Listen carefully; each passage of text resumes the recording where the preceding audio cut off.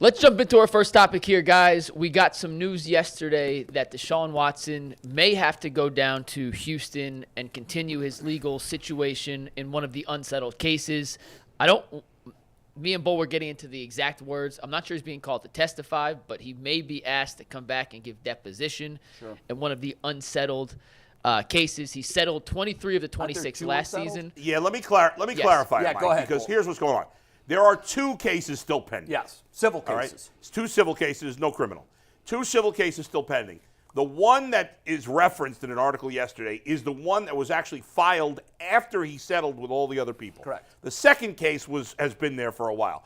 But in this one, he's not being asked to testify. He's being asked, her lawyer wants him to give a deposition. Right. So so her lawyer is asking the judge to compel him to give that. And he most likely will. He'll most likely be ordered to be deposed. Okay, I didn't know that part, but yes. Yeah, if you say that. So obviously Rusty Harden, who's Deshaun Watson's lawyer, doesn't want to do it. Right. We'll see what the judge says. And in the I mean, look. Yeah. To be clear, I don't think he's legally obligated to do it. But here's what happens. You're defending yourself. Right. And the level of scrutiny is far lower in a civil case than a criminal. In a civil, it's 50% right. plus 1. Yeah. In a criminal, it's beyond a reasonable doubt. Yes. So if he doesn't do the deposition, it will look horrible on his behalf. If this goes to a jury. Well, at this point, it almost certainly will, unless there's a last-minute settlement, which, because it's dragged on this far, to me seems highly unlikely. Although I would say this case wasn't filed until after he settled, so it hasn't dragged on as far. It's still been a long time, It's though. still been a long year time. and change, yes. I guess. And the other one's been over 2 years. Right. So. Yeah, but this article was written in the USA Today, and then Mike Florio referenced the article, and at the end of his article, it says, That's before. We'll give you the actual quote, both. I know what you're looking Okay, for. go ahead. Yeah, take the next one in. So this is what Florio said. It's not a quote from anybody in a legal. He said, although he's been suspended 11 games by the NFL for the allegations, the league has not completely ruled out the possibility of further punishment, given the evidence that could emerge in the remaining cases and or the eventual verdicts. Yeah, that's not news. I don't know why that was being parsed around as news yesterday. Right. When the league announced their 11-game suspension, as an addendum to that, or as part of that, actually, they said, we, of course, reserve the right to further punish Deshaun Watson if new information comes to light.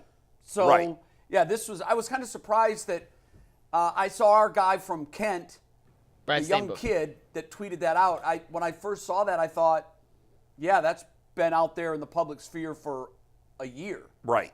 I mean, I think it's unlikely at this point that there's going to be new evidence that comes out. I mean, I guess I shouldn't say that, but it just seems so unlikely.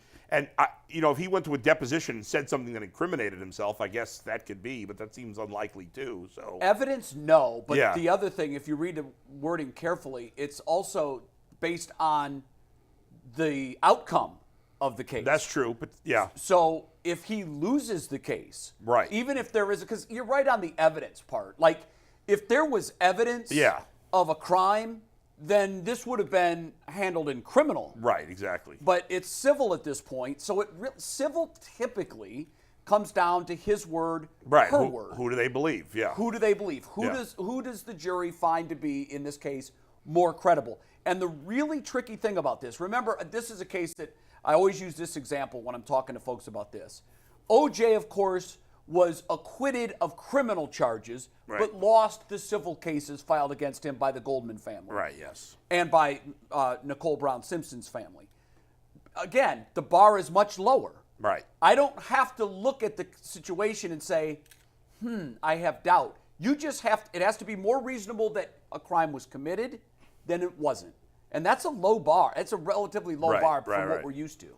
I still think, though, G, that Deshaun is, I would assume that he and Rusty Harden will still try to settle these last 2 cases. I know it feels like, well, that would have happened already, but I don't think he wants to leave it in the court's hands. I agree. It's a dangerous game of chicken to play. Yeah. If they want me to care, I mean, this sounds crazy, but if you want me to care, man, I just saw. I mean, look, there's presidential candidates that got $9 million or $5 million, lost another $89 million in sexual assault cases. That person is going to be, if that was the allegation alone, they still get to run for the highest office in the world. Right.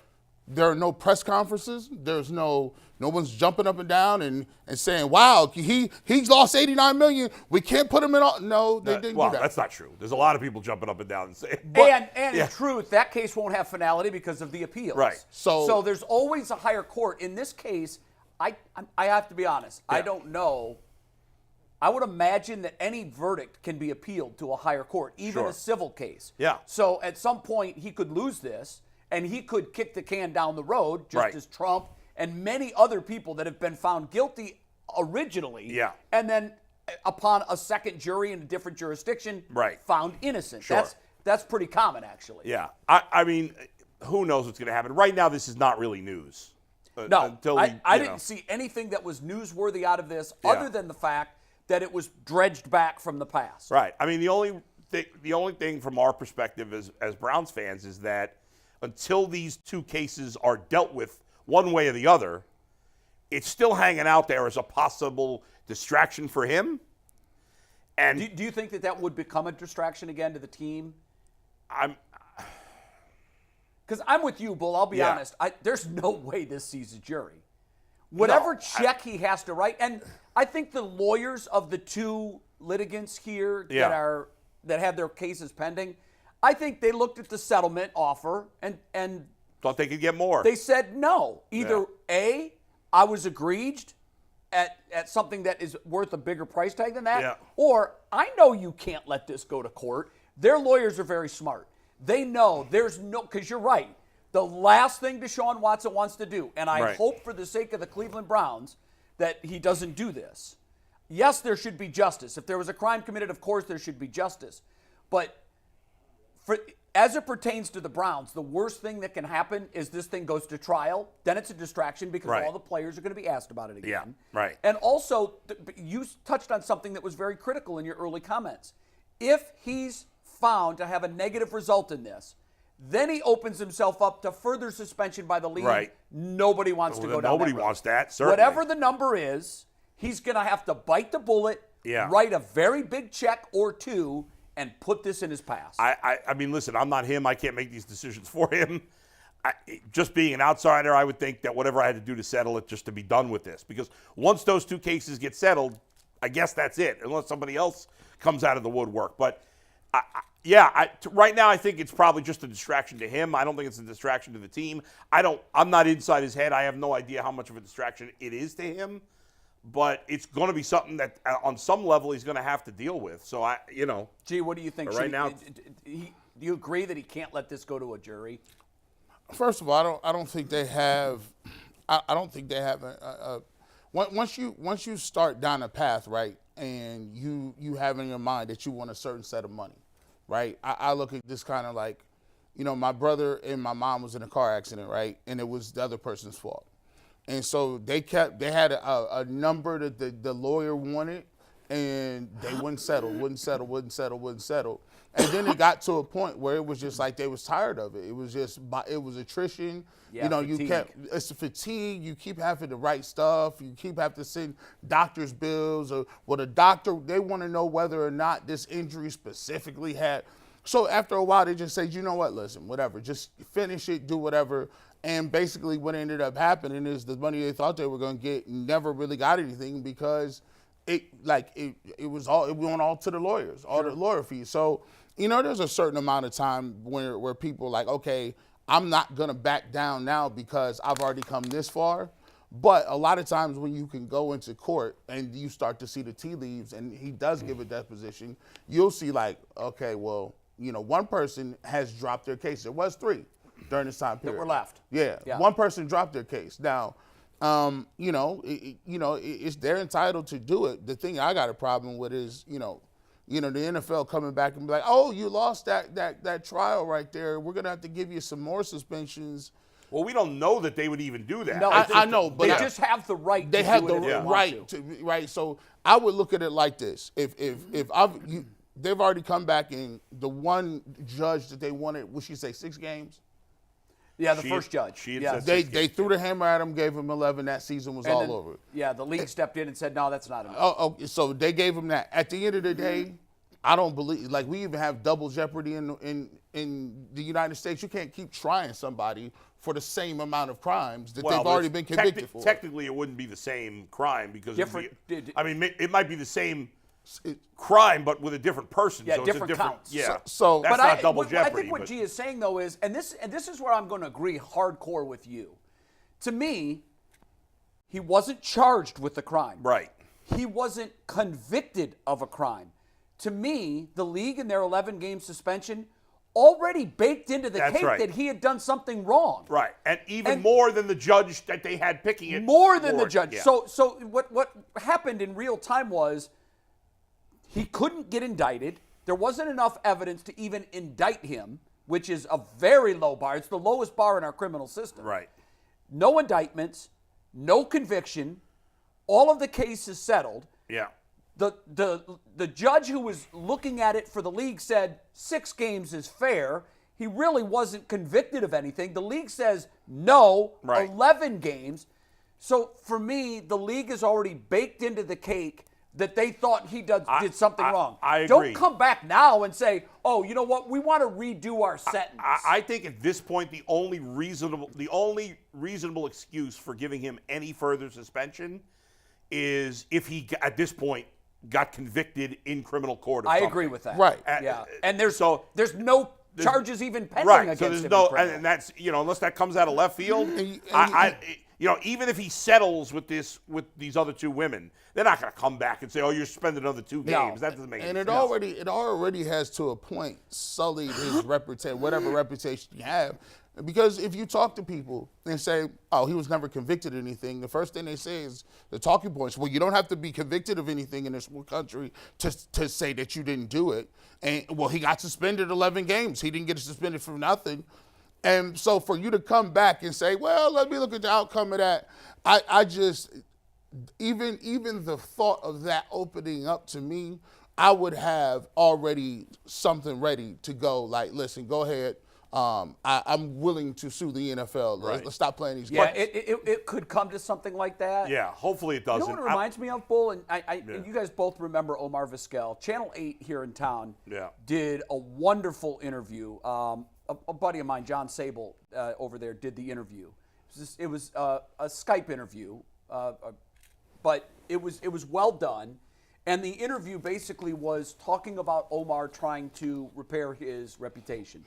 Omar infamously was accused by his ex-wife of some domestic violence. Mm-hmm. And then in a bizarre case, which I still can't get my mind around, a couple of years ago, I think it was 2020, after being with the Tigers for years and being let go, he was then with the White Sox. He was managing the Barons, actually, which was Michael Jordan's old team and Tito Francona's old team. He managed that team. A bat boy sued him for some really bizarre behavior in which Omar was sort of hazing him, telling him when he was in the shower to come here and wash my back, and some all kinds of other things. Yeah. No criminal charges. The civil case was settled. Okay. We have seen he was trending to get into the Hall of Fame. His vote total every year was going up, and I think it peaked at like 58%. I could be wrong on that number. 56, 58%, something like that.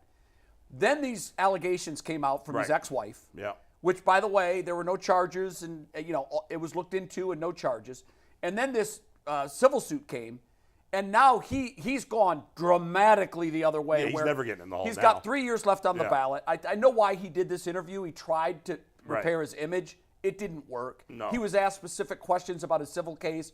I don't want to talk about that. It just was a bad look. I felt it was just uncomfortable to watch it. Same thing, G. I think in the court of public opinion, you're right. Deshaun Watson will wear this scarlet letter forever. Everybody's decided. Everybody's made up their mind. decision about what he did or didn't do, fair or unfair, probably unfair one way or the other. I think it's fair to say that because he wasn't, I think it's fair to have the thought that, well, he couldn't even be indicted, so it seems like he didn't do anything wrong. And I think it's fair to say, well, he got suspended and he had to settle. Maybe he did do something. Who knows what the truth is? Right. Only the women and Watson know the truth. That's fair. Everybody else talking about it is guessing and has little or no facts to back up what they're saying. You're right. But he has been punished heavily by the league. Financially, Yes. suspension, Reputation, image. all of it. Yeah. All of it. Never can get any of that back. You're right. I think to me, unless there's a criminal thing that happens, right. to me it's a done deal. I agree. Even if he settles, even if he lost the civil case, if I were the NFL, I don't think he should be suspended anymore. However, it doesn't change the fact that on some level, this is going to be at least a small distraction for him, I would think. As long as these civil cases are over his head, Yes. it's not completely over. I just, the one thing I just don't like, it burns me because, I take a look at this, man. So, hey, I just now started getting into the media, right? There's a level of notoriety because of the way the show works, and you've worked all your life to get here. You slept on couches. You didn't have money to put in your car when you went to work, and you did it the right way. You never had no problems. And all of a sudden, somebody comes knocking at your door saying, hey, I think I remember you saying something that was really offensive. Or I think I remember 15 years ago you did something Happens that. all the time, G. And I'm like, and so now, because somebody says one thing, I now have the burden of proof to prove that I didn't do that. And you've been knowing me for how many years, and I ain't never been arrested, ain't never had no problems, ain't got no priors, ain't got no convictions, nothing. But when you turn on Twitter, I always knew that guy was a pedophile. Always knew that guy was a troublemaker. It looks like he just puts his hands on women. I just don't like in our country today where it went too far. When you say this comment, believe all women, that is BS. I'll stand on that. Just because there was times where some people, they weren't believed in certain cases. But in other cases, we are all humans. We are all infallible. We all go through things, and people have ulterior motives. I don't know one woman who is 100% without any sin. And I don't know any guys either. But I think it's crazy the fact that you can have one allegation or somebody can say something about you and then retract the statement, case goes away, but your life's ruined. Yeah, I think in Watson's case it wasn't one. Yeah. Because there were so many cases. Yeah. I think for me, one is an issue. 2 is a problem. 3 is a trend. 27, whatever it was. That was, to me, it was like, this is really damning. This is a lot of women. Now, I didn't like the fact that there was an attorney out there soliciting women. Hey, do you know saying, Deshaun? hey, did he ever touch you?